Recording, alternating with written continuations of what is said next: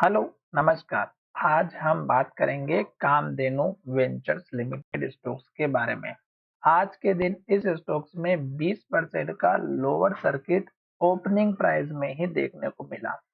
तो इसके पीछे का रीजन क्या है, वो आज मैं आपके साथ शेयर करने वाला हूँ और इस तरह के स्टॉक से आपको किस तरह से दूरी बना के रखना है, वो भी मैं आज एक टेक्निक के माध्यम से समझाने वाला हूँ। तो यहाँ पर हमारा वीडियो आपकी एजुकेशन के लिए है, बाय सेल की कोई एडवाइस नहीं है। फिर भी आप अगर ट्रेड करते हैं तो अपने फाइनेंशियल एडवाइजर से एक बार जरूर कंसल्ट कीजिएगा। अब यहाँ पर हम स्टॉक्स में कुछ इंपॉर्टेंट बात करने वाले हैं। इस स्टॉक्स में गिरावट की वजह, इस स्टॉक्स में न्यूज तो बिल्कुल भी नहीं है, क्योंकि इस स्टॉक्स की कोई भी न्यूज निकल के नहीं आई है। बल्कि एक न्यूज अच्छी निकल के आई है और वो न्यूज यहाँ पर ये है कि इस कंपनी ने यहाँ पर एक और नया आउटलेट, रिटेल आउटलेट जो है ओपन किया है और इनका ये मानना है कि हम आने वाले समय में इन आउटलेट को और बढ़ाने वाले हैं फ्यूचर में। तो ये एक न्यूज बहुत ही बढ़िया थी, पर इस स्टॉक्स ने इस न्यूज के ऊपर कोई प्रदर्शन नहीं किया। क्यों? क्योंकि जो स्टॉक्स में गिरने की वजह है वो दूसरी ही है। अगर आप चाहें तो इस न्यूज को अच्छे से एक्सप्लेन करके देख सकते हैं और अच्छे से रीड भी कर सकते हैं। तो आउटलेट अगर आपको देखना है इस स्टॉक से रिलेटेड, तो वो न्यूज आप यहाँ पर डिटेल में पढ़ सकते हैं। ठीक है, तो यहाँ पर पहले तो हम इस न्यूज को देख लेते हैं। अब यहाँ पर अगर आप देखेंगे तो ये the company aims to open 50 such stores across India within a year. एक साल के अंदर ये 50 आउटलेट और ओपन करना चाहते हैं। और यहाँ पर अगर आप देखेंगे तो इट्स यहाँ पर Kamdhenu paints subsidiary of Kamdhenu venture limited launch its first exclusive retail outlet. पहला आउटलेट निकाला इन्होंने कामधेनु ई निक्सा शॉपी के नाम से। तो ये इन्होंने पहला आउटलेट निकाला है और ये निकाला है गुरुग्राम में टुडे। तो ये न्यूज तो हमारी बहुत ही अच्छी थी। फिर भी ये स्टॉक्स हमारा नीचे की तरफ क्यों गया, वो मैं यहाँ पर आपको बताने वाला हूँ। साथ ही यहाँ पर देखिएगा इनके जो डीलर हैं और डीलरशिप पार्टनरशिप जो भी हैं, वो इन्होंने यहाँ पे अच्छे से एक्सप्लेन भी किया था। हम उस पूरी डिटेल को अगर पढ़ेंगे तो वीडियो बहुत ही लंबा हो जाएगा। यहाँ पर आप देख सकते हैं इनके टोटल जो डीलर है 4300 डीलर है पूरे इंडिया में इनका नेटवर्क। और यहाँ पर अगर आप देखेंगे तो ये 20,000 इनके पेंटर्स भी काम करते हैं। तो इस तरह से इन्होंने जो है यहाँ पर इनके बिजनेस को और आने वाले समय में बिजनेस को लेकर के एक अच्छी सी न्यूज निकाल के दी है। पर ये स्टॉक्स उसके ऊपर ट्रेड नहीं किया और स्टॉक्स ने जो आज के दिन जो लोअर सर्किट लगाया प्राइस है वो यहाँ पर बनी है।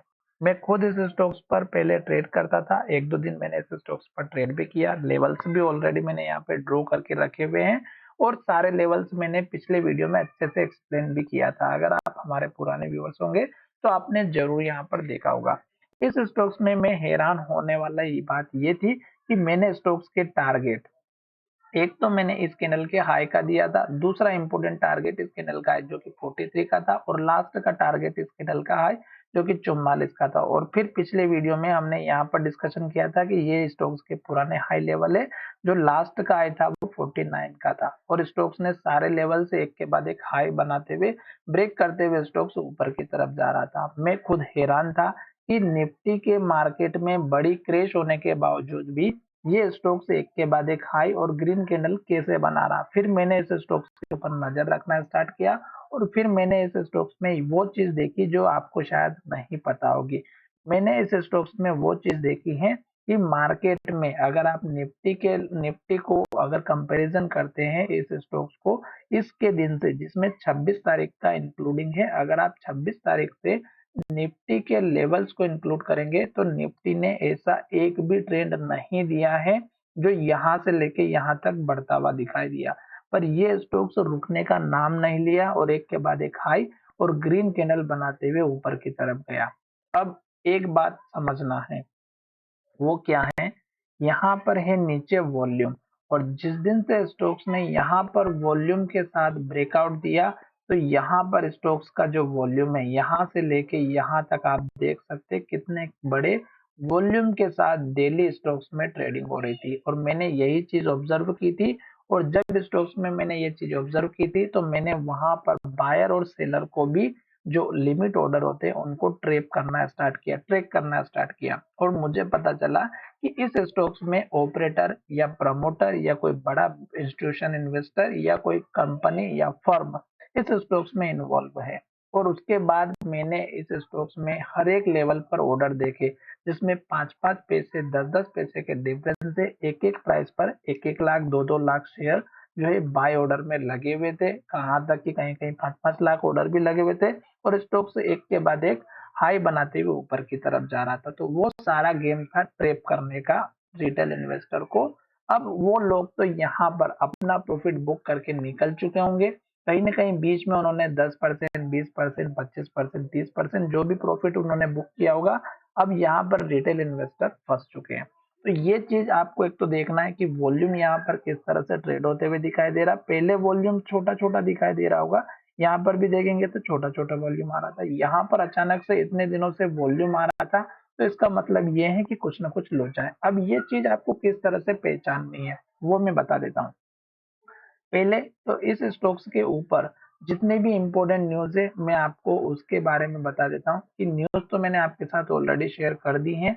अब इस स्टॉक्स में आपको क्या चीज देखना है, यहाँ पर अगर आप देखेंगे तो ये जो हमने अभी लेटेस्ट न्यूज थी इसको डिस्कशन किया था, ये तो मैंने आपके साथ शेयर कर दी। अब मैं वो बताने वाला हूँ जिसमें स्टॉक्स की वो चीज पता चलेगी कि आपको इस तरह के स्टॉक से दूरी बना करके कैसे रहना है और किस तरह से आपको इस तरह के स्टॉक्स को सर्च करना है।